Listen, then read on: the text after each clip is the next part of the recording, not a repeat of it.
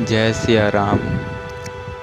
आज हम बात करेंगे भगवान श्री कृष्ण के एक ऐसी लीला के बारे में जिसको काफ़ी कम लोग जानते हैं। तो बात यहाँ से शुरू होती है।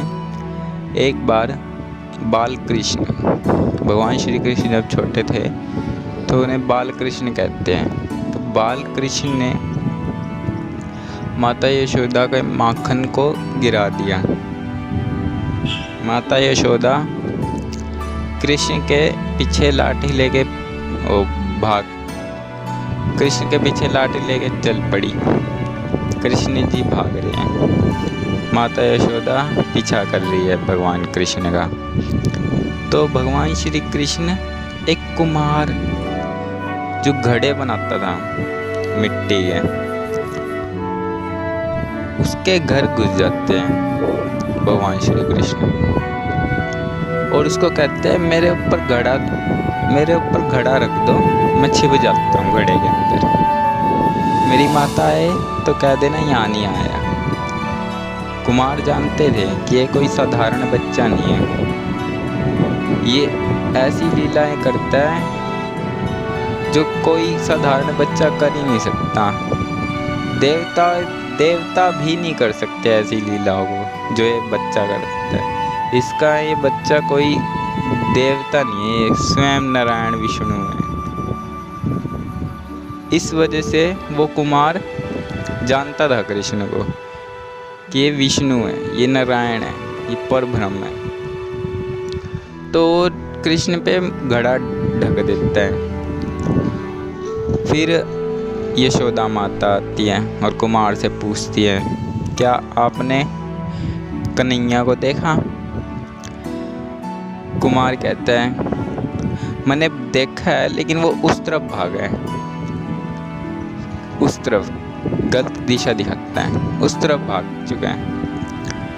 फिर माता यशोदा वहाँ चली जाती है।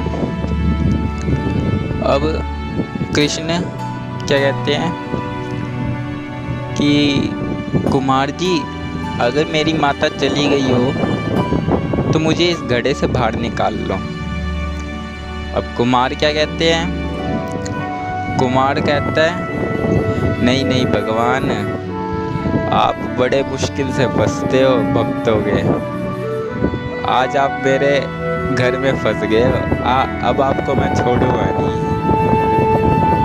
फिर बाल कृष्ण कहते हैं, अच्छा जी, तो क्या करो, ऐसी कौन सी इच्छा है जिससे तुम मुझे छोड़ दोगे?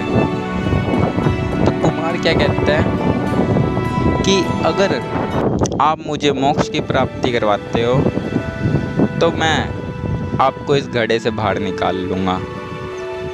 तो भगवान श्री कृष्ण कहते हैं, ठीक है, अब मुझे घड़े से बाहर निकाल लो, अब ये घड़ा मेरे ऊपर से हटाओ।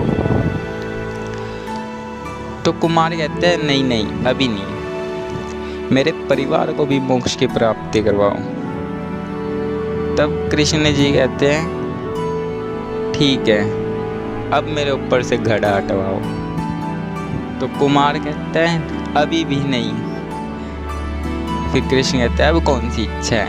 कह रहे, ये जो जौन सा घड़ा आपके ऊपर रखा है ना, ये घड़ा मिट्टी से बना है और ये मिट्टी लाने का काम मेरे बैल करते हैं। इस कारण मेरे बैलों को भी मोक्ष की प्राप्ति करवाओ, 84 लाख योनियों से उन्हें मुक्त करवाओ।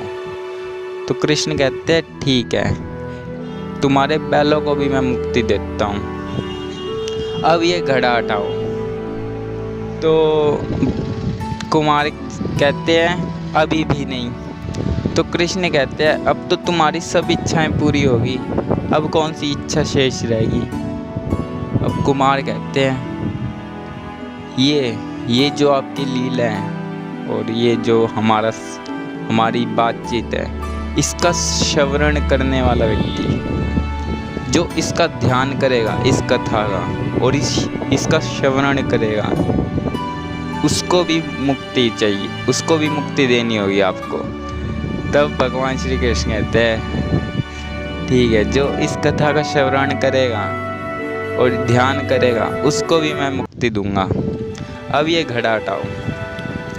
तब कुमार जी कृष्ण के ऊपर से वो मिट्टी का घड़ा हटाते हैं, और जब वो मिट्टी का घड़ा हटाते हैं उसके बाद क्या होता है,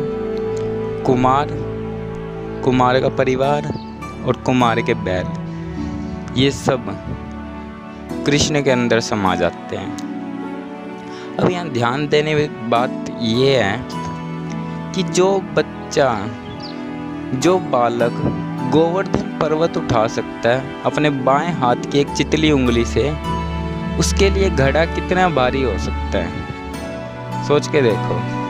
जो इतना बड़ा पर्वत उठा सकता है गोवर्धन पर्वत अपनी एक उंगली पे, वो क्या घड़े को नहीं उठा सकता था?